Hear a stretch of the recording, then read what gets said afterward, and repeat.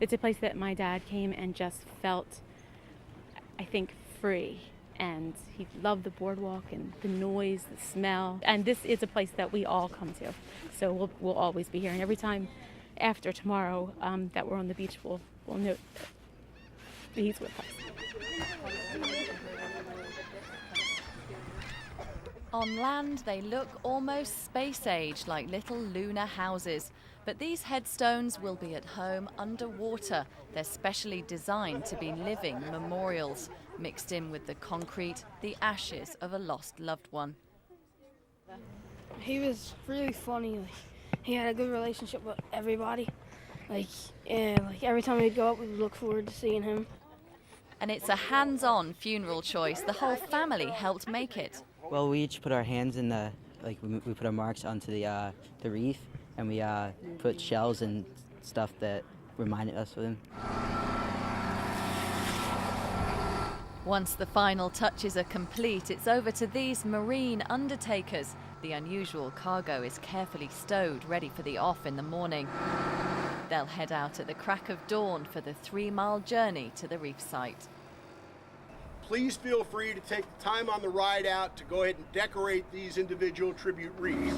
George Frankel is reef manager. He also leads the ceremony. For him, it's a unique combination that benefits everyone, fish and families. This type of a memorial is absolutely critical to helping to restore the species and the fishing habitat, and the families really feel very good about being a part of the process. Robert Kenneth Olson.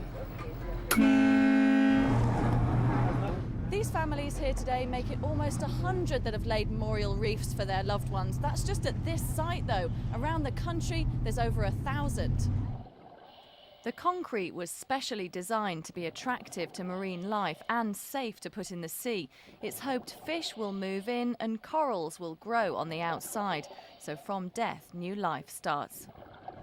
He would have thought that it was nice because he loved the shore and all the water would be nice, and the fish would be living with him. It costs up to £4,000, so hardly a drop in the ocean. But families like the idea that as marine life grows, in one way, it's money for a new beginning. Heather Alexander, BBC News, New Jersey.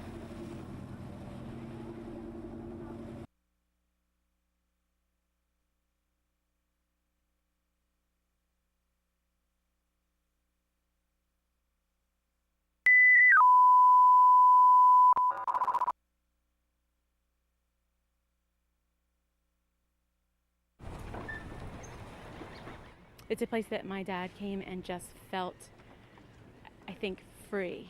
And he loved the boardwalk and the noise, the smell. This is a place that we all come to. So we'll always be here. And every time after tomorrow that we're on the beach, we'll note that he's with us. Actually creating the reef was interesting, a little different than we had anticipated. When you actually take the remains and mix them, there's a moment where everybody kind of stops and looks at each other. It's a little very different than what you would be accustomed to.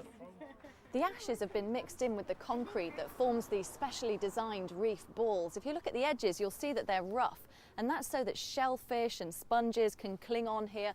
That growth happens over time, but almost as soon as it's dropped into the sea, fish will move in and life will start to flourish. I watched people come in who had lost children, and they get done mixing the remains and everything, and they literally look 20 years younger, and I'm not exaggerating when I say that.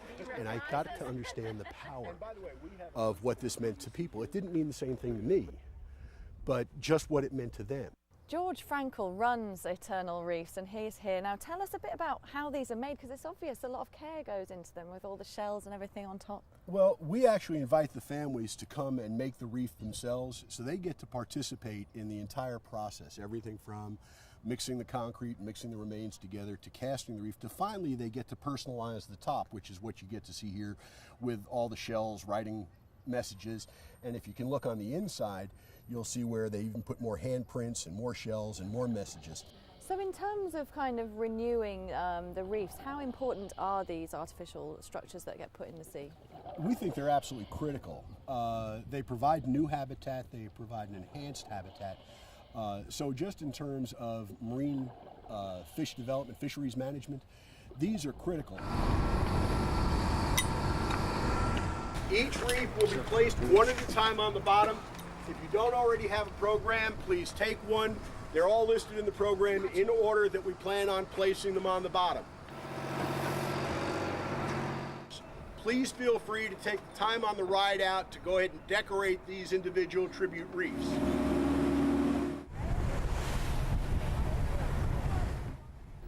Robert Kenneth Olson.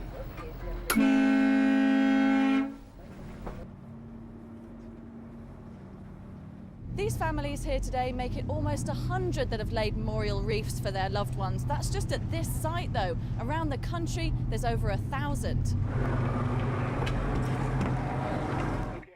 And now we as Eternal Reefs would like to dedicate this reef to all the people who are being memorialized here today. He would have thought that it was nice because all the water would be nice, like, and the fish would be living with him.